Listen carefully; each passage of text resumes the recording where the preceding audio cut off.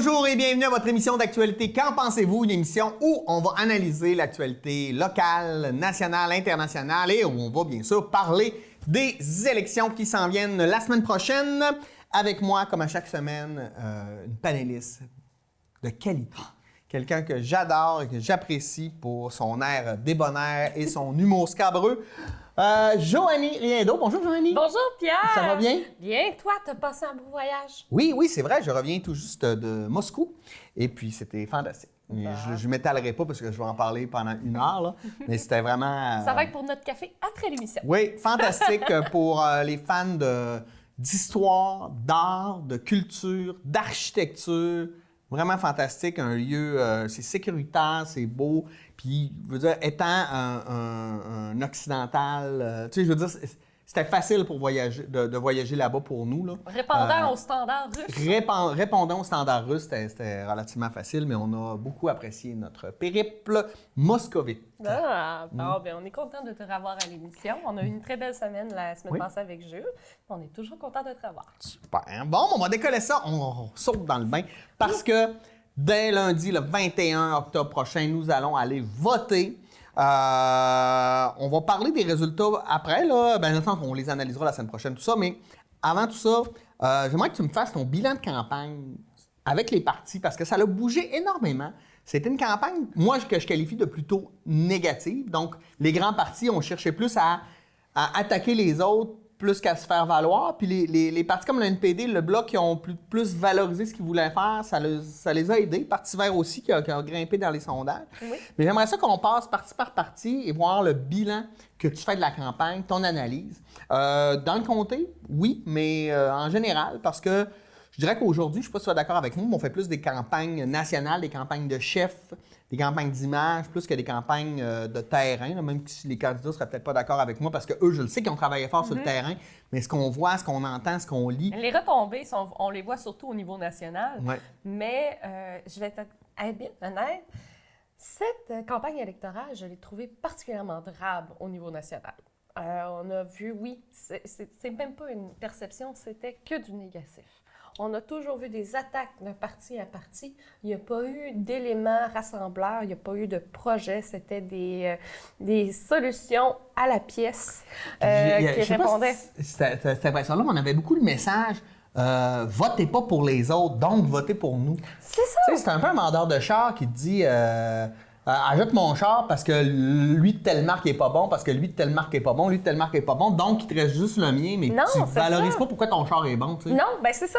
Puis les promesses qui seront faites, on parle vraiment des promesses faites par les députés au niveau régional, au niveau local, ou encore des promesses qui viennent répondre à une clientèle en particulier. Il n'y a pas de projet de société qui est présenté non plus.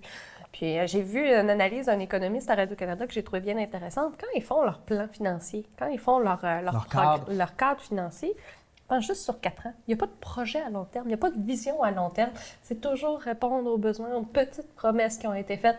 Donc ça, c'est au niveau national. C'est un grand problème, ça. Au niveau local, j'ai trouvé ça beaucoup plus intéressant de suivre la campagne au niveau local, parce qu'on a même eu des extraits de notre débat qui ont passé sur les médias nationaux.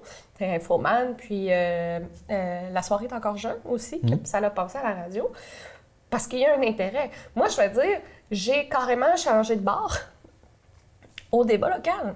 Et oui, je ne m'attendais pas. J'ai redécouvert un parti que je connaissais peu. Ce que je m'aperçois, c'est que je le connaissais peu. Ça a changé ma perception. Mais en tant que tel, je l'ai trouvé drabe jusqu'au débat local. Okay. Parce que les débats avec les chefs, si on pense dans l'ordre... Bon, c'est pas un débat, là, c'est une chicane publique. C'est une cacophonie publique. C'était une cacophonie publique. Puis la structure des débats, Monsieur Beauce, Monsieur Bernier qui s'invite, qui oblige, alors qu'il n'est pas un parti qui est valide au niveau de la règle, avec des réponses qui ont été, qui m'ont laissé sans voix. Je suis d'accord qu'on a besoin de plus de gens qui s'impliquent dans la politique. Cependant, je pense aux candidats du Parti populaire qui sont arrivés, puis je comprends que c'est des personnes qui doivent se dire « on enlève les politiciens de carrière ». Cependant, je pense que la majorité de ces candidats-là viennent de s'apercevoir que c'est pas pour rien que c'est des politiciens de carrière, parce qu'il y a beaucoup de responsabilités sur tellement de points qu'il faut être solide. Il faut être solide, il faut maîtriser l'art oratoire, ça c'est l'art clair. oratoire, mais il faut aussi maîtriser les dossiers. Les dossiers, oui. Je dirais plus maîtriser les dossiers, parce qu'on peut avoir une opinion. Mais on peut avoir une opinion, mais lorsqu'on n'a pas l'ensemble du dossier, bien, notre opinion, elle va changer tellement rapidement. Oui, on est une émission d'opinion, puis mon opinion peut changer. Mais lorsque mon opinion a un impact sur l'ensemble de la population, ben là, je trouve ça pas mal plus... ouais, puis c'est important. Je vais dire de manière polie, délicat, de faire des affirmations lorsqu'on connaît pas le dossier. Oui, puis c'est de s'informer, faire le tour, avant de prendre position, de s'informer, faire le tour de la question. Moi, j'en peux plus sur les réseaux sociaux, entre autres, des gens qui ont passé toute la campagne à juste dire « lui est pas bon, lui est pas bon, lui est pas bon, lui est pas bon ». Ils embarquent en fait là-dedans, mais on sait jamais pourquoi on devrait... Qu'est-ce qui est bon, en fait? Non, c'est ça. On est tout le temps en train de dénigrer à la place de valoriser. Je trouve que c'est un... Non, mais c'est ça. Tort, tu sais, moi, ce que j'ai trouvé intéressant qui est sorti cette semaine, c'est au séminaire de Chicoutimi, un jeune homme de 16 ans qui a fait une simulation des élections auprès des étudiants de l'école secondaire. Puis, ils ont voté cette semaine. Mais ce que j'ai trouvé intéressant, c'est que ce jeune homme-là de 16 ans, c'est pas... Il s'est renseigné auprès des étudiants quelles étaient les questions qu'il voulait. Il a pris des entrevues de 20 minutes avec chacun des candidats locaux. Il a invité les candidats à... Donc, il y a une implication de la part du citoyen, même s'il n'a pas 16 ans, même s'il n'a pas, le droit de vote, il y a une influence sur ses parents. Il y a une question, il se pose les questions, il s'implique parce que j'ai appris une phrase à l'université, c'est « si tu ne t'occupes pas de la politique va s'occuper de toi ». Oui, puis tu sais, ces jeunes-là, c'est la prochaine génération. Fait que plus ils sont informés. Tu sais, moi, souvent, quand on a dans mes cours l'espèce de débat sur est-ce qu'on devrait mettre le droit de vote à 16 ans, il y a toujours la question qui revient. « Ouais, mais moi, à 16 ans, je connais pas assez la politique. » Oui, mais la réalité, c'est qu'il y a 50 des gens qui connaissent très peu le système ou le fonctionnement de la politique ou comment. Puis ça, on le voit, entre autres, dans les médias sociaux avec des affirmations débiles où les gens ne comprennent pas là, que ce qu'ils disent, ça a juste aucun sens, parce qu'ils se trompent de juridiction, parce qu'ils ne comprennent pas l'application d'une loi ou d'un autre. Mais c'est complexe. Là. De là, ma déception de notre campagne qu'on vit présentement. On n'a pas de projet de société, on n'a pas de valorisation des valeurs. Non, on a une destruction des concepts. On n'a pas de... Je veux... tu sais, par exemple, un des scandales de notre campagne a été M. Justin Trudeau qui a fait un blackface. Il s'est peinturé en noir. Déjà là, on en a déjà trop parlé. Ben c'est ça que je veux dire par le problème au niveau de... on n'a pas un projet, là. On n'a pas parlé d'un projet après, là. On a parlé de l'individu. On n'a pas parlé du parti, on n'a pas parlé des valeurs, on n'a pas parlé du cadre financier. C'était pas un blackface, c'était un Persian face, parce que c'est un brown face. Non, mais écoute, il faisait... C'est même pas, en plus, un personnage réel, c'est un... En tout cas... On a déjà trop parlé. Oui, bien c'est ça. On parle de sujets qui ne nous touchent pas en tant que citoyens. Oui, ça touche, tu sais, on va revenir. Oui, ça touche une communauté. Monsieur s'est excusé, on a parlé quand même. Et après... Non, puis j'entendais les agriculteurs là, de partout. Tu sais, je veux dire, l'agroalimentaire au Canada, là, c'est 1/8 des gens qui travaillent. Oui. Et puis, on a parlé de rien. Pourtant, il y a des grandes problématiques. La Chine, les accords, les agriculteurs. Notre ferme expérimentale à Normandin. Écoute, on a tellement qui a été une autre ferme dans la région qui a été fermée sous l'ère Harper. Et là... Là, c'est une question, là. Est-ce qu'elle va rester ouverte si les conservateurs, si les libéraux, est-ce que ça va rester ouvert? Est-ce que, comment on va gérer le transport? Parce qu'il y a Québec Rail, il y a le port de Saguenay, il y a GNL Québec. Il y a tellement de choses qui ont lien avec le transport qui sont des responsabilités au niveau fédéral. Qu'est-ce qu'on entend parler?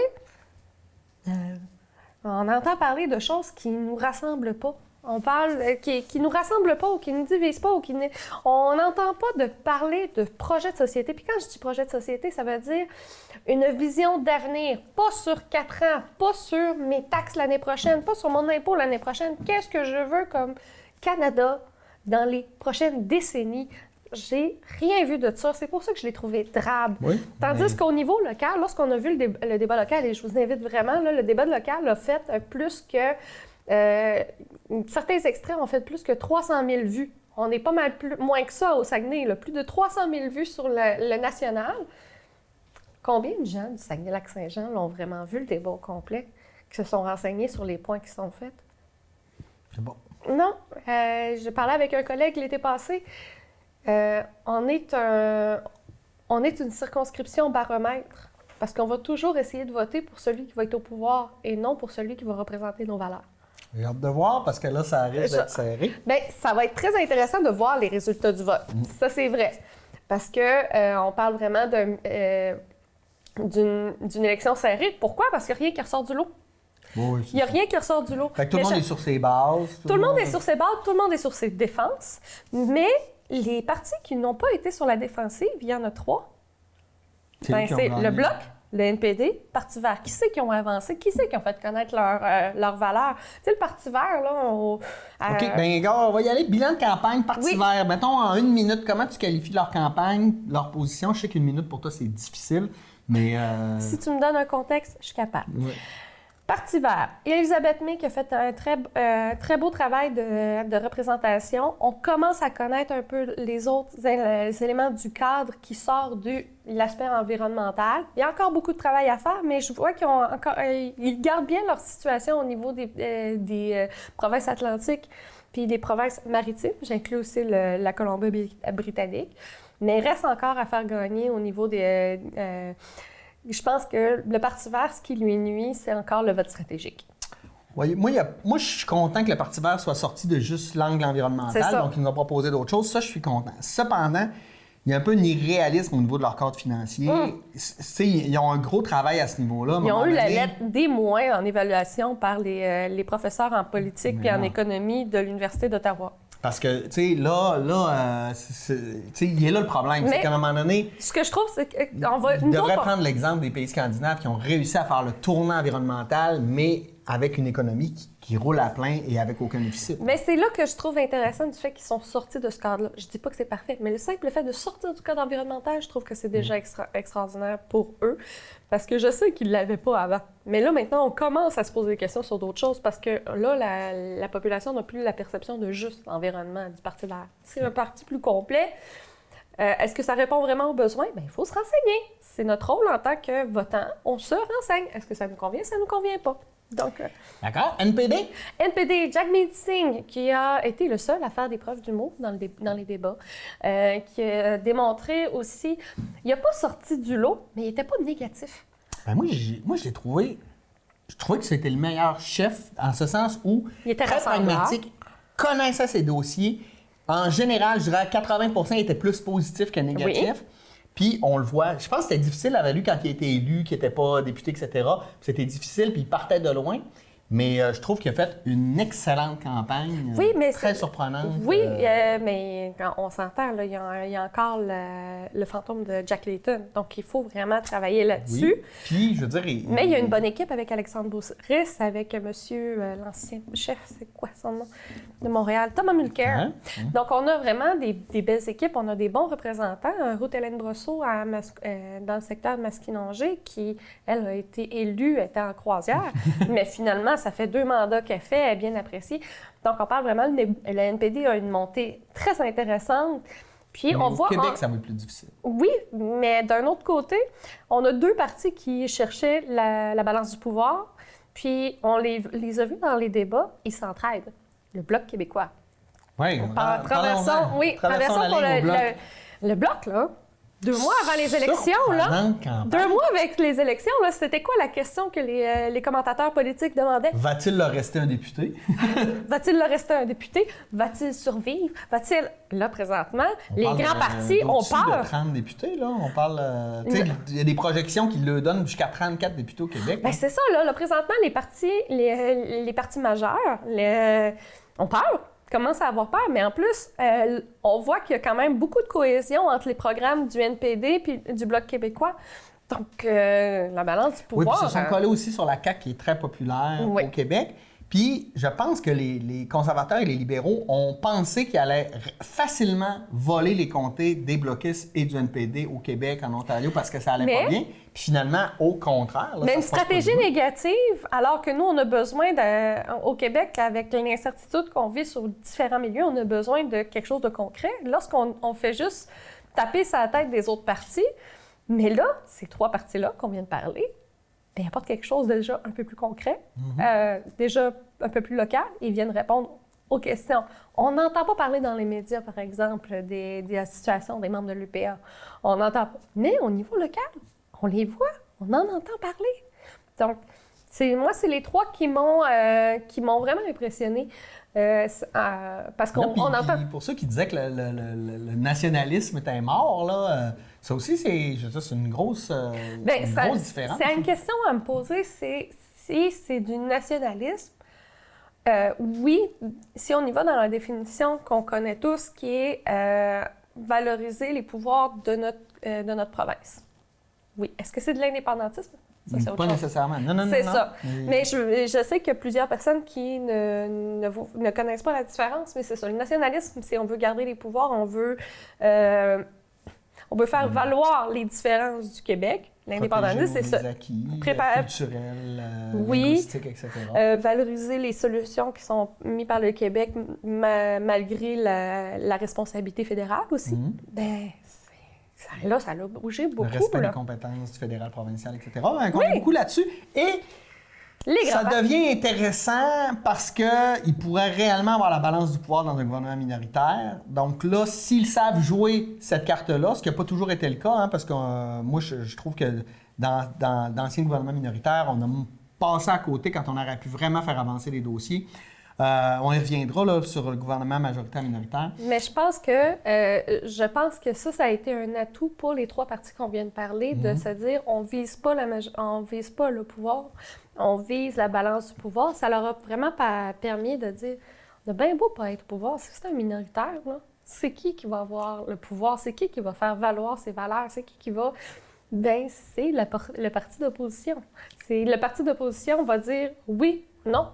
La deuxième opposition, tu parles, parce que le parti d'opposition va continuer à s'opposer systématiquement. Là. Oui. La première opposition, mais la deuxième peut vraiment contrôler, en fait, la Même la première opposition, c'est qu'on entend moins parler lorsqu'ils sont d'accord sur des points. Ben, en fait, en général, c'est 70% des projets qui sont adoptés à l'unanimité. Si on n'en parle pas, les commissions parlementaires, il y a beaucoup de choses là-dedans. Maintenant, conservateurs, campagne des conservateurs. Difficile au Québec parce que, écoute, on s'éloigne de nos valeurs. Beaucoup de choses cachées. Oui. Bien, en fait, entre autres, une des affaires, c'est qu'ils ont sorti leur code financier après les débats pour ne pas avoir à justifier. En fait, qu'est-ce qu'ils ne voulaient pas justifier? C'est que l'équilibre budgétaire puis les baisses d'impôts, ça se finance par des coupes. Et là, on l'a vu dans le cadre budgétaire, il y aura des coupes si on a des conservateurs. Ce qu'ils ne voulaient pas, ils ne voulaient pas en débattre. Ils ne voulaient pas en publiciser ces informations-là. Regarde. On le savait. Là, on le savait parce que lorsqu'on connaît un peu l'historique des conservateurs, c'est quand même le cas.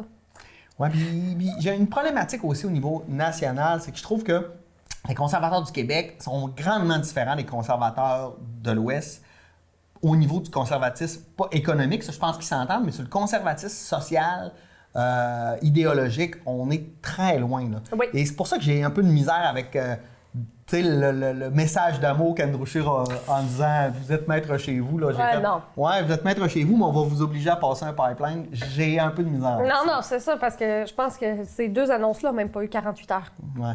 Ils n'ont même pas eu de 48 heures entre les deux. On va vous obliger à avoir un pipeline, on va vous... Non, il y a quoi qui marche pas. Là, ça marche pas. On sent que c'est un jeu de séduction plus qu'on est pragmatique. Là. Non, c'est ça. C'est plus des votes que des projets. Ouais. Donc ça a été décourageant. Cependant, il y a beaucoup de gens, pour pas traverser aux libéraux, il y a beaucoup de gens qui étaient tannés du principe des libéraux qui ont dépensé beaucoup puis qui ont peur de la dette nationale. Parce que c'est vrai que Justin Trudeau, donc, tout au long de sa campagne, puis aussi les différents députés libéraux au Québec, ont dû défendre les résultats. On se dit « Ah, ça donne pas de choses concrètes. Ah, on a dépensé beaucoup. » Oui, parce que, oui, on se le cachera pas. Le dernier mandat du Parti libéral a fait beaucoup de dépenses. Et déficitaire. A des projets, et dans leur cas financier, être déficitaire aussi. Mais moi, je suis un gars pragmatique. Quand tu regardes le déficit du Canada, la plus grande partie du déficit vient de 2 gouvernements conservateurs, celui de Mulroney et d'Harper. Ça, on n'en parle pas, et les conservateurs se présentent comme les champions d'équilibre budgétaire. Mais moi, je le dis de manière très pragmatique. Allez voir les chiffres, c'est faux. Ben oui. C'est eux qui nous ont le plus endettés. Pourquoi? Parce que les baisses d'impôts, là, il faut que ça se finance par quelque chose. Par des coupures, par moins d'emplois, par moins de services. C'est dans le principe conservateur, c'est moins de pouvoir à l'État, plus à l'individu. C'est ça. Alors, mais la réalité, c'est qu'on a endetté, c'est eux qui ont endetté le plus le Canada. Oui. Là. Fait qu'il faut remettre aussi les trucs en perspective. Puis c'est vrai que le gouvernement de Justin Trudeau nous a endettés. Il y a aussi une autre perception aussi, c'est qu'au niveau de l'économie, les gouvernements ont comme pour responsabilité d'aider à restabiliser une économie afin d'aider leur population. Depuis 2008, on a eu une récession en 2008, mais on est en montée, on est en bulle. Pourquoi? Parce qu'il y a des investissements dans les infrastructures, il y a des investissements qui font qu'il y a plus d'emplois, il y a plus de dépenses. Donc, on aide l'économie, on aide les gens à avoir plus de services.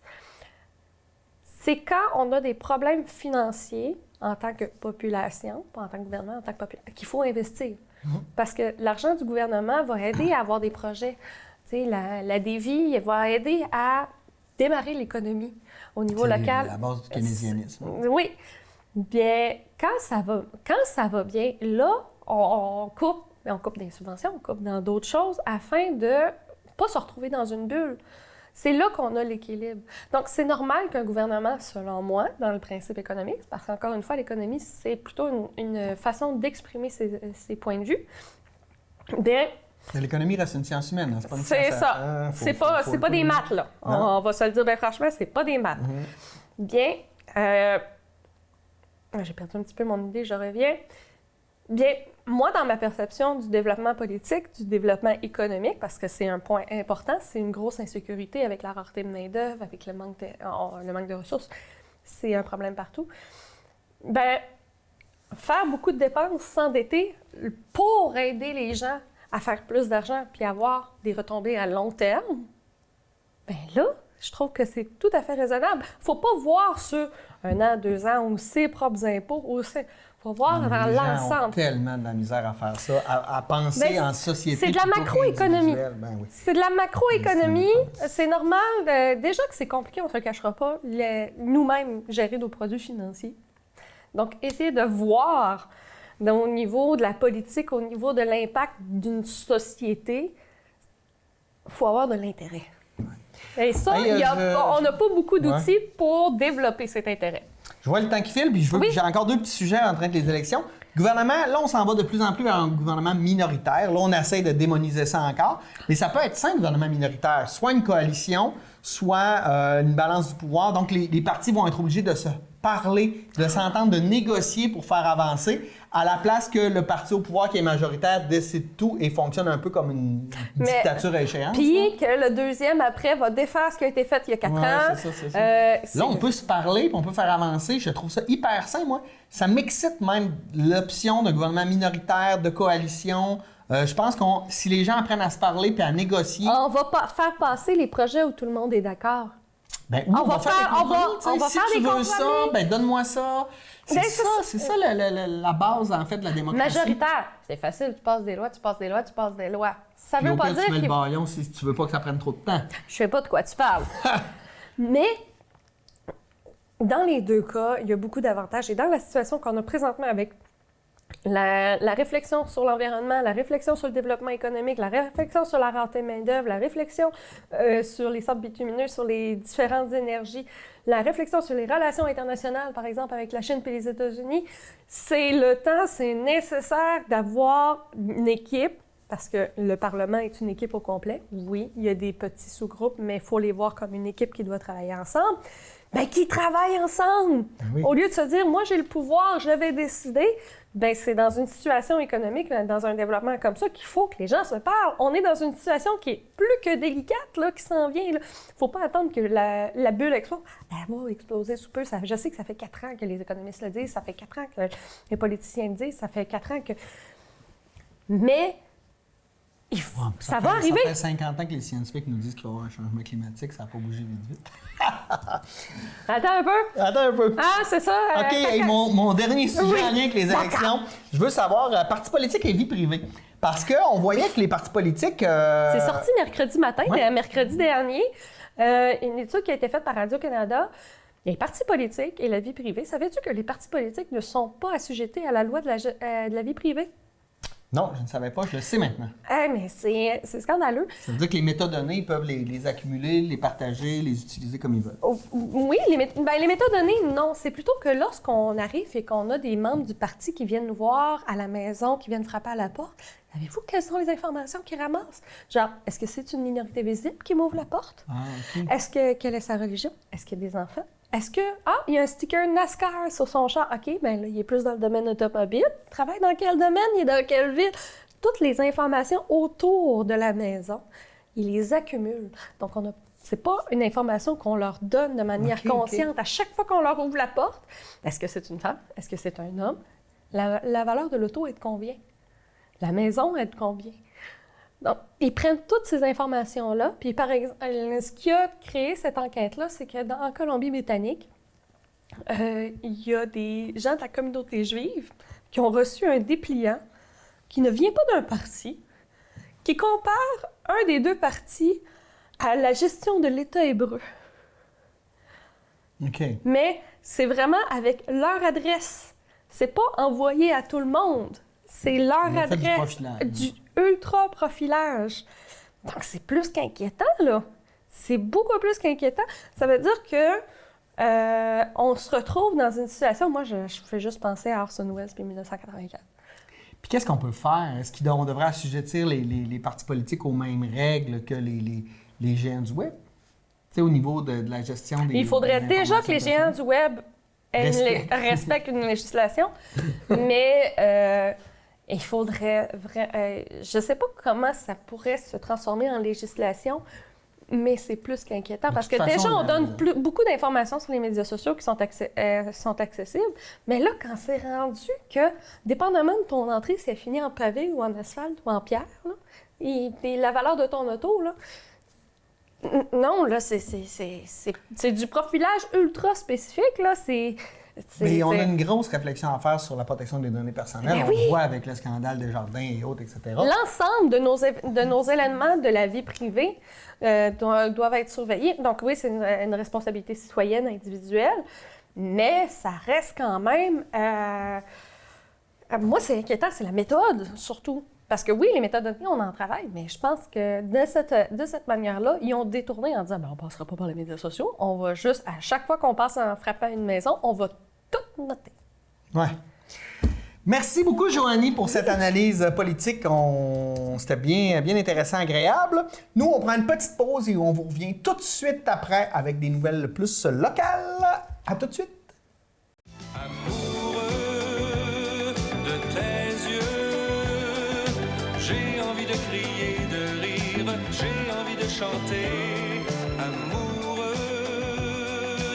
Wow, c'est pas de l'amour, c'est de la sécurité routière.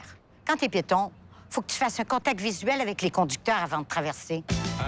Ah, lâchez-moi avec votre musique.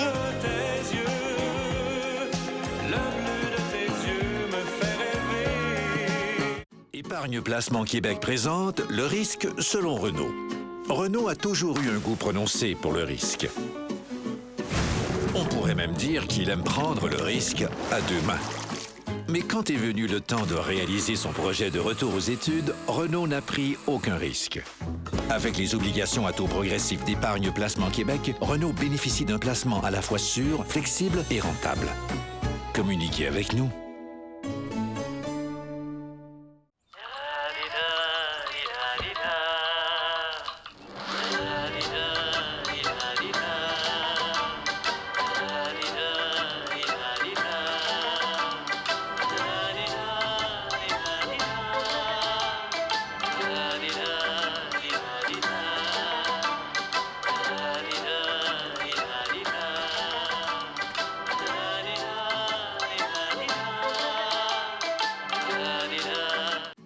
Épargne Placement Québec présente le risque selon Marie. Depuis son plus jeune âge, Marie aime courir des risques. Des petits et des gros. Mais lorsqu'elle a voulu préparer sa retraite à son rythme, Marie n'a couru aucun risque. Avec les obligations boursières d'Épargne Placement Québec, Marie profite de la performance des entreprises d'ici. Communiquez avec nous.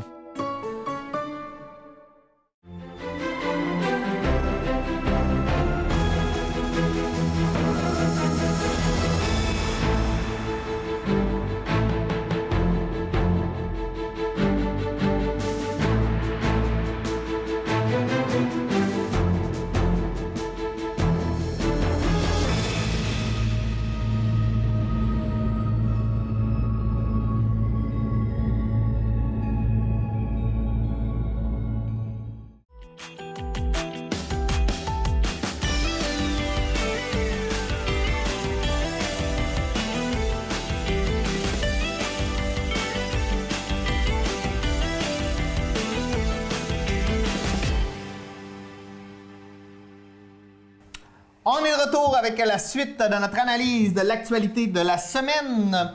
On veut parler de la fête des anges. C'est quoi la fête des anges? C'est quoi la fête des anges, premièrement? Le 15 octobre est la journée nationale pour la sensibilisation du deuil périnatal. Donc, c'est les personnes qui ont perdu un enfant avant l'accouchement ou très peu de temps après l'accouchement. Donc, on parle vraiment de deuil des nouveaux parents. Puis, c'est pas quelque chose qui arrive juste aux autres. Non. Puis je pense que ça doit être le plus grand drame d'une vie. Là. Ben, perdre un enfant, point, là. Mais perdre le projet d'un enfant, ouais. J'imagine pas la douleur. Je suis incapable. Puis, je vais être bien honnête, je ne veux pas imaginer cette douleur-là. Je suis privilégiée, on est privilégié d'être des parents d'enfants en santé. Oui. Alors, c'est une douleur incroyable. Puis, la Maison de la famille Part Ensemble cette année, et comme chaque année, souligne avec la fête des anges dans un complexe funéraire de la région pour aider les mamans anges et les papas anges, donc les parents de ces enfants qui sont partis trop tôt, à souligner leur départ. Donc, c'est quelque chose qui, moi, me touche énormément parce que mon conjoint l'a vécu, lui, c'est un papa ange. Ben, c'est quelque chose ils font vraiment un événement qui n'a pas un caractère religieux, simplement pour souligner, rendre hommage et se soutenir entre parents qui vivent un deuil périnatal. Okay. Beaucoup de courage, amour, là, tu sais, je sais pas trop quoi dire. C'est vraiment, moi, C'est arrêter c'est ne pas banaliser la perte d'un enfant, peu importe le stade à laquelle cet enfant-là arrive dans notre vie. Ça arrive dès que le projet se concrétise. Que tu veuilles le bébé, que tu ne veuilles pas le bébé, quand tu l'as en toi. Puis quand je dis quand tu l'as en toi, je dis en tant que maman, mais quand papa le sait. Aussi, quand le projet arrive, peu importe à quelle étape, que ce soit ton premier, ton quatrième, c'est jamais facile. Ouais. Donc, c'était l'événement la semaine dernière, le dimanche de la semaine dernière. Donc, beaucoup d'amour à ces parents qui en ont besoin. Puis, être conscient que c'est pas quelque chose de banal. Non, et clairement. Donc, oui, désolée, on recommence l'émission avec un sujet un peu plus dur. Mais c'est important d'en parler, de le réaliser, puis qu'il y ait un support pour ces gens-là, parce que, tu sais, je veux dire, moi, je pense à l'époque de ma grand-mère, où elle a eu 12 enfants, mais finalement, il n'y en a rien que 9 qui ont vécu. Il n'y avait pas de support, il fallait qu'ils vivent avec ça, puis qu'ils continuent d'avancer. Aujourd'hui, on a moins d'enfants, fait que ce deuil-là, bien, je ne veux pas le comparer. Non, bien, c'est ça, c'est que on n'a pas les structures, on n'a pas la reconnaissance qu'on a aujourd'hui, mais ça n'empêche pas qu'il ne faut pas prendre pour acquis la reconnaissance, puis la reconnaissance de la douleur de ces parents-là. D'accord. Passons maintenant à un sujet... Un peu plus positif. Ben oui, on va parler de Hey Brise-Vent. Moi, je milite pour ça depuis des années. Habitant Saint-Gédéon, près du corridor de la mort, moi, je me dis, écoute, s'il y a 50 ans, quand on a vu qu'il allait avoir des problèmes, on avait planté des arbres, possiblement qu'aujourd'hui, le problème serait amoindri. Ma première émission avec toi, on en a parlé. Ben oui. La première émission. Puis là, dans le fond, c'est que le projet de Hey Brise-Vent a déjà fait ses preuves un peu partout au Québec. Mais là, c'est à Normandin, un biologiste qui travaillait avec la municipalité puis avec le ministère du Transport du Québec afin de déployer des haies brise-vent entre les champs, entre les terres agricoles et la route. Donc, parce qu'on ne se le cachera pas, dans les années précédentes, comme l'année dernière, simplement, à la friche, elle était fermée combien de jours? À cause de la neige, à cause du vent, parce que le vent est très fort lorsqu'il se donne un élan, là. Oui, puis surtout que de la manière qu'on gratte la friche, ça fait des bancs de neige tellement hauts que quand la ça fait des lames. Ça fait des lames de neige dangereuses. Puis oui, il y a les lames, mais il y a les coups de vent aussi. Les coups de vent qui font dévier les voitures, parce que juste l'année passée, j'ai intervenu sur 3 accidents. Pas de blessés, pas rien, mais quand même, devant toi, tu as 3 accidents. Je suis une citoyenne, imaginez. Puis je la traverse pas à tous les jours, là. Je traversais une fois par semaine, 3 accidents dans un hiver.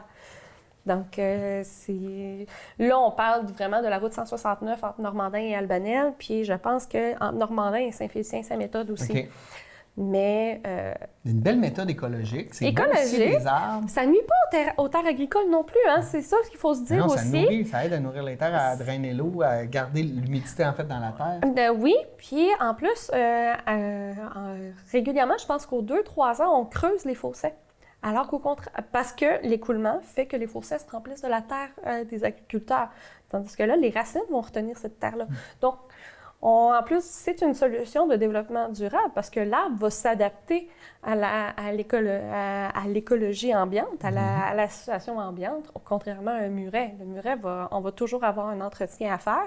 L'arbre va évoluer. L'entretien qu'on va faire, c'est qu'il ne nuise pas à la visibilité puis s'assurer qu'il grandisse en santé. C'est génial. Bravo. Bien, si on rêve un peu, ça serait le fun que ces là soient fruitières.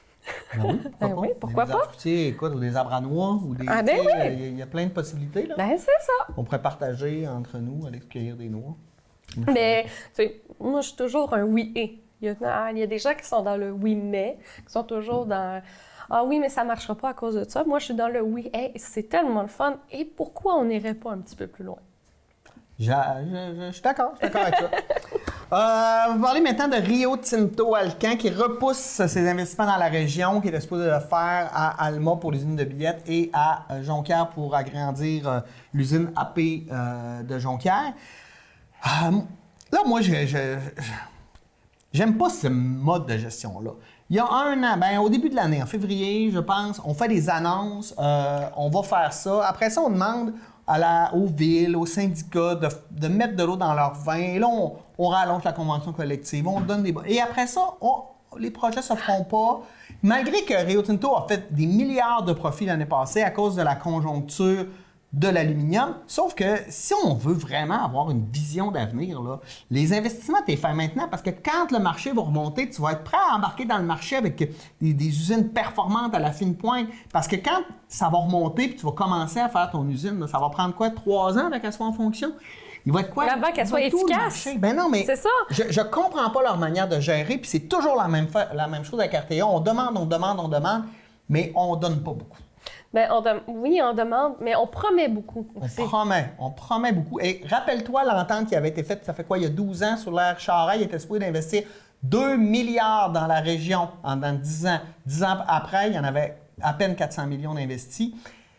Puis toujours à cause de la conjoncture. Mais si, là, moi, quand je passe un contrat avec quelqu'un, là, si je ne respecte pas mon entente, je me le fais dire, hein, bien là, eux autres, c'est pas grave. Puis ça, c'est un gros problème des compagnies transnationales, puis du fait que le siège social soit plus au Canada, mais complètement ailleurs dans le monde. Puis, plus tu es loin du terrain, plus en même temps, ça devient des chiffres et non pas des gens. Bien, des chiffres et des gens, mais c'est surtout que les gens qui y travaillent ne veulent pas perdre leur emploi. Non. Donc, on se retrouve dans une situation parce que c'est des gros employeurs. C'est pas juste une entreprise qui fait de l'aluminium, c'est un des plus gros employeurs de la région.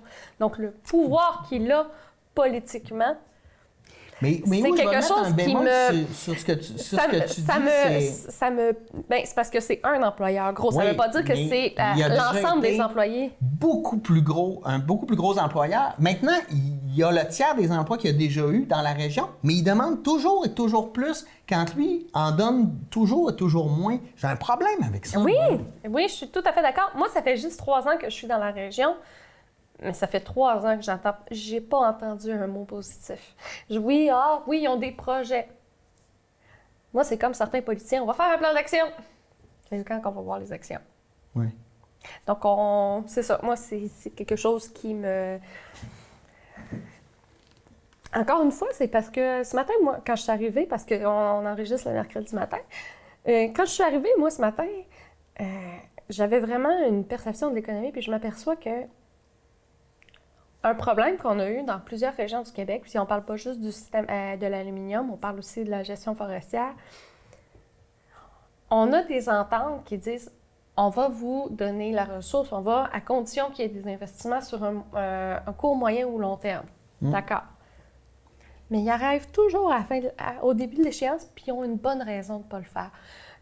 Dans Témiscouata-sur-le-Lac, une ville où j'ai habité, dans les années 50, même avant ça, ils ont perdu leur usine. Tout leur bois a été vendu à 5 entreprises différentes à coût de 3 ans parce que la 4e année, ils devaient construire une usine de transformation. Là, on est dans une structure transnationale où ils ont des lobbyistes, ils ont accès aux décideurs politiques. Puis à la place de fermer, parce que ça coûte cher, fermer ou déplacer la machinerie, ça marche pas. On fait pitié. Ça marche pas, ça nous arrange pas. C'est un des principes que je déteste le plus. Au Québec, là, le profit est privé, mais les déficits sont toujours publics. Là, il faut les partager, il faut nous aider, les gouvernements, il faut que les travailleurs fassent leur part. On a fait un mauvais investissement. Ah oui. Mais nos actionnaires, eux, s'en sont mis plein les poches. On a fait un mauvais investissement. Pas dans votre place, là. Non, ça fait des années qu'on n'a pas fait d'investissement dans votre place, mais on a fait un mauvais investissement. À l'autre bout du monde. À l'autre bout du monde. Ou encore, la conjoncture économique fait que l'aluminium n'est pas assez cher. Ou encore, pourquoi c'est encore à notre pays? Puis aussi, c'est que la conjoncture, je suis d'accord que le prix de l'aluminium est bas, mais techniquement, Rio Tinto continue de toujours faire des profits. Ils n'ont jamais fait de déficit là, depuis que la conjoncture va pas bien. Ils continuent à engranger de l'argent. Mais moins que si ça allait bien. En tout cas, j'ai un problème avec ça. Bien, c'est pour se poser des questions parce qu'une chose qui est importante, encore une fois, ça a un lien avec notre politique, c'est ce qu'on achète, ce qu'on décide d'investir du temps, parce que du temps, c'est une ressource non renouvelable que nous offrons nous-mêmes. Bien, tout ce qu'on donne, là, c'est une façon de voter sur notre avenir, sur notre projet. Donc, si on donne encore une autre opportunité à quelque chose qui ne nous convient pas, c'est qu'on accepte ce qu'il nous offre. Oui, puis moi, je suis tanné aussi d'entendre Rio Tinto, Alcan, partout dans le monde, se vanter de dire on a l'aluminium le plus vert au monde qui est fait au Saguenay-Lac-Saint-Jean, mais finalement, on l'utilise cet argument-là ailleurs, mais ici, on n'est pas prêt à payer, à investir pour justement porter ce fleuron-là encore plus loin, encore plus fort. Ça me fait penser avec la nouvelle réglementation sur la taxe du carbone ou la nouvelle facturation pour les grands pollueurs. Ils vont avoir quel tarif, eux autres? Quel tarif ils ont déjà? C'est ça qu'il faut. Hey, passons de l'Alcan à l'hygiène féminine. Oui! Parce que là, je t'aurais trouvé drôle si t'en aurais parlé avec Jules de ce sujet-là. Oui, mais il m'a dit qu'il voulait pas en parler. En fait, oui. Oui, la ville de Saguenay a un nouveau projet. Ça va être de subventionner en partie les produits d'hygiène féminine réutilisables. Donc, la Diva-Cup, qui est utilisée pour recueillir le flux menstruel, ou encore les serviettes hygiéniques lavables, donc comme les couches lavables. Ouais. Très bonne idée.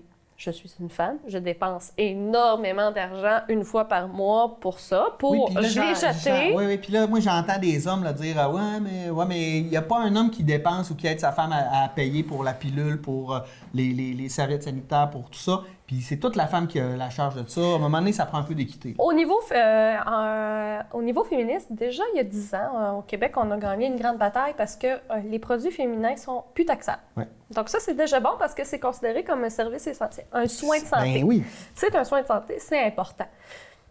Mais la K-Cup, combien... il y a quelques années, on a parlé des couches On a parlé des couches, la quantité d'eau pour les créer, les jeter, utilisation unique et autres. Les serviettes sanitaires, d'après vous, c'est fait comment? C'est fait sous le même principe que les couches. Une couche. C'est plate. C'est pour ça qu'on appelle ça un protège-dessous. Ouais. Les serviettes sanitaires, c'est un protège-dessous qui est jetable, qui coûte cher parce qu'il y a du plastique, il y a du coton, il y a plein de choses. Alors que... Mais là, le scandale, c'est « Hey, on ne paiera pas pour ça ». Combien ça coûte pour la gestion de ces déchets? Monsieur, il faut que je vous parle d'une manière économique. Combien ça coûte jeter l'équivalent une fois par mois pour une femme d'un sac de poubelle? Moi, ça me coûte plus de 15$ pour acheter des jetables par mois. Je ne profite pas assez bien des deals, ça, tu me le diras. Je ne savais pas qu'il y avait des deals à faire là-dessus. En tout cas. Combien ça coûte pour déplacer, détruire, puis comment ça nuit à notre environnement de les créer aussi, puis de les déplacer. Tandis que la K-Cup, c'est une petite affaire. Et je ne vous raconterai pas les détails, je vous invite à vous renseigner. Ou mesdames, c'est à votre tour d'expliquer à monsieur. Eh bien, c'est réutilisable, c'est nettoyable. Tu l'achètes une fois, c'est bon, je pense 6 mois, et même plus. C'est une solution qui est beaucoup plus économique parce que ça se trouve à 40$ présentement. Donc, moi, la subvention, 20$, ça vient de me coûter un peu plus que mon mois, mais ça me dure 6 mois. Je viens de faire une économie. Je viens d'aider l'environnement. Puis, c'est un coût social aussi moindre à cause des sites d'enfouissement. Oui, puis je pourrais dire une poubelle de moins à mon chum à vider. Pas de moi. Ça, c'est drôle. Si vous voulez un argument un peu ridicule, c'est quand même ça. Oui. Mais c'est Ville Saguenay qui fait ça, mais est-ce qu'on pense élargir ça dans toute la région? Bien, tu sais, je sais pas si ça se fait déjà dans d'autres villes, mais je trouve que c'est une belle valeur à faire. Parce que là, on a aidé les bébés à être plus verts. Mesdames, je pense qu'on a le droit aussi à notre partie parce que, d'un autre côté, cette subvention-là, c'est rentable pour tout le monde à long terme. C'est que souvent, la première dépense est audacieuse. Donc, on aide à cette première dépense-là. Ensuite, il y a des retombées. Combien on a fait d'économies pour cette petite subvention-là par personne? Il faut voir comme un investissement parce qu'on a un retour sur investissement sur d'autres plans au niveau budgétaire, mais qui sont quand même très intéressants. Il n'y a pas eu tant de scandales que ça pour que les couches lavables, tu as 200$ de subvention à Dolbeau-Mistassini lorsque tu achètes pour 500$ de couches lavables. J'achète des couches, 30$ la caisse, une caisse. Quand tu ne fais pas de couches lavables, c'est 2 semaines. Moi, mes couches lavables, j'ai réussi à les avoir usagées. Ma fille est le 4e bébé à les avoir. 200$, 21 couches. J'ai passé d'une caisse, parce que les couches lavables, ce qu'il faut savoir, c'est qu'il y a un modèle pour la nuit et un modèle pour le jour. Bien, j'ai passé la nuit à juste les jetables. J'ai passé une caisse par 2 mois. Une caisse de couches, 104 couches, par 2 mois au lieu d'être 2 semaines. Oui. Encore une fois, on a de l'économie sur plusieurs points à long terme. Financière, écologique, etc. Financière, écologique, c'est d'aider les familles à couper sur des dépenses qu'on peut dire, comme dirait mon chum qui est dans le domaine industriel, sur les consumables. Sur les produits de consommation qui ont une durée, c'est jeté, alors qu'on peut le réutiliser. Bravo. Allez, on va passer à un autre niveau. On fête le premier anniversaire du bug de l'an 2018, ce que je parle bien sûr de la légalisation du cannabis. Bien, jusqu'à présent, je n'ai pas vu des choses bien crashées. Non. Puis ce qui est intéressant, en fait, bien, il y a les points positifs, négatifs. Oui. On avait dit, entre autres, que c'était pour gruger, pour enlever le marché noir. Bon, on voit qu'on est allé chercher à peu près 20% du marché noir en un an. C'est quand même pas pire. Je trouve qu'en un an, pour un marché qui était bien imposé, puis surtout qu'au Québec, on a eu des problèmes au niveau de fournir les SQDC. Ouais. Les SQDC ne sont pas disponibles non plus dans toutes les régions. Ça va changer. Ça va changer, mais je veux dire, pour une première année, c'est très bon, en sachant que, par exemple, on en a juste une au Saguenay-Lac-Saint-Jean qui est à Chicoutimi, puis elle a été fermée à cause très rapidement par manque de stock, puis elle n'est pas ouverte à tous les jours, c'est un peu plus difficile. Ouais. Puis c'est normal, là, c'est un nouveau projet, c'est un nouveau service, c'est quelque chose qui a été illégal qui a été plus qu'illégal, a été criminel pendant tellement longtemps que c'est des ajustements parce que la loi a changé, il y a toute une gestion autour à changer. Mais quand même, pour un an, Ouais, 21%. Mais c'est aussi que c'est plus un tabou. C'est pas un tabou. Et moi, je veux surtout parler des psychiatres, des gens en criminologie qui ont fait des études et pour eux, parce qu'on nous faisait beaucoup peur avec ça, là, pour eux, après 1 an, ça n'a rien changé au niveau de la consommation et des problèmes psychologiques liés à la consommation de ça. En ce moment, ça n'a rien changé. Bon, 1 an, c'est peut-être court pour faire une analyse succincte là, et complète. Mais d'un autre côté, déjà, je trouve ça positif. Ben, je trouve ça positif, moi aussi, parce que le fait que ça ne soit plus un tabou, ça veut dire qu'on peut en consommer de manière publique, on peut discuter de notre consommation de manière publique, on peut parler aussi de nos problématiques face à ça, parce qu'on ne se le cachera pas, c'est une drogue. Il n'y a pas une dépendance physique, et il y en a que oui, mais c'est très rare, c'est plutôt une dépendance psychologique. Puis on dit que pour le cannabis, c'est à peu près 20% des Canadiens qui consomment. Pour l'alcool, c'est 80%. Puis là, les problèmes d'alcoolisme, on sait que, entre autres, l'alcool est beaucoup plus... tu deviens dépendant beaucoup plus facilement. Et puis ça, on n'a jamais de problème avec ça. Mais pour le système de santé, pour tout ça, c'est pour te dire quelque chose qui n'a pas encore été illégal, il y a plus de problèmes de santé liés au vapotage, puis il y a même des morts au Canada dues au vapotage, plus qu'au cannabis qui est légal depuis 1 an. La cigarette, man. Non, c'est ça! Ouais. Mais c'est... Donc, oui, c'était une décision très audacieuse qui a fait scandale dans les 2 premières années parce que oui, c'est tout qu'un réajustement. Puis je comprends les municipalités qui se sont retrouvées à gérer ça parce que ça a été un scandale aussi à Saguenay. Puis le fait qu'on n'a pas le droit de fumer dans les parcs, on n'avait plus le droit de fumer nulle part. Donc c'est quand même assez... c'est beaucoup d'ajustements. Mais je pense que c'est s'enlever une épine dans le pied. Parce que c'est quelque chose qui, à long terme, va aider la population à... Le fait que ça soit plus un tabou, je sais, je le répète souvent ce mot-là, mais c'est pas pour rien, c'est que lorsqu'on a un tabou, on en parle, on a peur de se faire juger, on a peur de rentrer en prison, mais la personne qui en prend en a de besoin. T'es obligé de se cacher. T'es obligé de se cacher. Donc, t'es dans le mensonge aussi. Tu sais, il y a de quoi de malsain au niveau de la société, là, je trouve. Bien, c'est ça. Au contraire, ça va aider les services sociaux à intervenir parce que là, ça ne sera plus un scandale de dire « Oh, t'as fumé du pot ». Mais je ne le cacherai pas, j'ai vu des psychologues, j'ai vu des psychiatres, parce qu'il faut parler de santé mentale reliée à ça aussi, parce qu'on parle de... C'est un antidépresseur qui est important. Ben, tu sais, un psychiatre, même avant la légalisation, va regarder sans jugement. Prends-tu de la marijuana? Tu dis oui. À quelle fréquence? Comme un médecin te demande est-ce que tu fumes combien de paquets de cigarettes par jour? Tu sais? Ben, ou par semaine. Combien de personnes qui ne connaissent pas le système de santé ont menti puis qui ont eu les mauvais traitements? Là, maintenant que le fait que ça ne soit plus un tabou, ben on est capable de parler sans jugement de la part de la société. On peut avoir encore des jugements par des personnes, mais... Puis le pire, quand tu parles de ça, c'est que le médecin qui te demande combien de consommation, tu prends combien de cigarettes, tout le monde ment, là, cette affaire-là.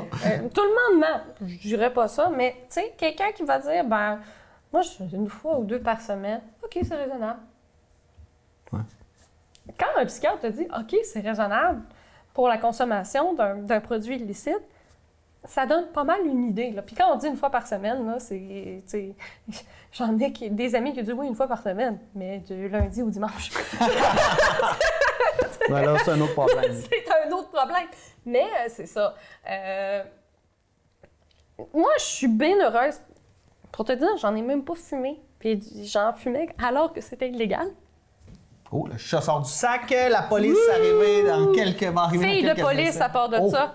Fille de police, oui, j'en ai fumé. Puis c'est pas parce que c'est rendu légal que j'ai plus le goût. Oui, j'ai le goût d'essayer ce que la SQDC offre, mais j'ai pas besoin de ça. J'ai pas... C'est comme l'alcool, c'est comme aller chercher un vin à SQ, c'est occasionnel, on en profite, on essaye quelque chose de nouveau. Puis ce qui va être intéressant, c'est que plus ça va aller, plus on va avoir une connaissance des produits, puis plus on va savoir l'apprécier. Et non la consommer pour son effet, mais pour le consommer. Il y en a qui ont déjà commencé les sommeliers de la marijuana. Ça a déjà commencé. Alors, cela donne ce tel effet, il est plus relaxant, celui un petit peu plus un goût de menthe. Donc, c'est des choses qui peuvent être très intéressantes parce que, est-ce qu'on juge les amateurs de vin? Tout est une question de quantité, de la modération a bien meilleur goût. Ça s'adapte à tous les produits qui nuisent à notre vigilance. D'accord. Dernier petit sujet, parce que le temps file. Oui. Je veux qu'on en parle parce que je trouve ça quand même important. L'hiver s'en vient, fait que je t'amène sous le chaud soleil de l'Espagne pour parler, et là, tu as 2 minutes même pas pour nous parler de l'Espagne et des accusations criminelles pour les gens qui ont fait le référendum pour l'indépendance de la Catalogne. Là, on parle de 9 à 13 ans de prison pour une dizaine de personnes. Je ne comprends pas. Hey, je veux dire, faire un référendum, c'est la démocratie. On parle dans un pays considéré démocratique, qui fait partie de l'Union européenne, d'avoir des accusations pour une différence politique qui a suivi un processus légal. Tu sais, c'est des prisonniers politiques, là. C'est des prisonniers politiques. N'ayons pas peur des mots. C'est des prisonniers politiques. Et les citoyens qui ont décidé... Parce qu'il y a des citoyens aussi qui partent là-dedans. Il y a tellement de gens qui ont voté pour. Mais oui. C'est comme si on avait mis René Lévesque en prison après le référendum de 80. Tu sais, je veux dire, lui, il a fait un exercice démocratique, il a perdu, il l'a assumé. Je veux dire, c'est ça la démocratie. Oui, mais là, il a gagné. Ah, là, ça a changé. Si René Lévesque aurait gagné, est-ce qu'il se serait ramassé en prison? On a demandé au père de Justin. Ah, il est mort. Mais c'est quand même ça qu'il faut se poser, là. Ça fait un scandale avant, ça fait un scandale après, mais les citoyens ont voulu ça, les citoyens de la Catalogne, les parlementaires qui s'occupaient de la Catalogne ont voulu ça. C'est les bases, en tout cas, c'est la base de la démocratie, c'est le droit de parole, de s'exprimer de manière pragmatique et d'expliquer un point de vue et demander aux gens leur opinion, leur avis là-dessus. Ça voulait pas... Parce que la question du référendum n'était pas de quitter sans condition. C'est on veut devenir indépendant. Si ça se fait dans 5 ans, dans 10 ans, que ça se fasse en cohésion avec l'Espagne, le pays dans lequel ils sont. Là, tu viens juste de monter l'indépendantisme auprès des Catalans. Oui. Donc, tu viens d'empirer ton problème. Tu viens d'empirer ton problème, mais en plus, tu viens de ramener aussi le spectre de l'État policier de l'époque de Franco. Là. Non, mais il y a de quoi là-dedans. Hey, je t'arrête là-dessus. Merci, Joanie. Merci, Pierre. C'était super agréable comme d'habitude. Merci à vous d'avoir été des nôtres. Si vous avez des questions, des commentaires, gênez-vous pas, écrivez-nous là-dessus. On vous dit à la semaine prochaine pour une nouvelle édition de Qu'en pensez-vous? On va analyser les résultats électoraux. Bonne semaine.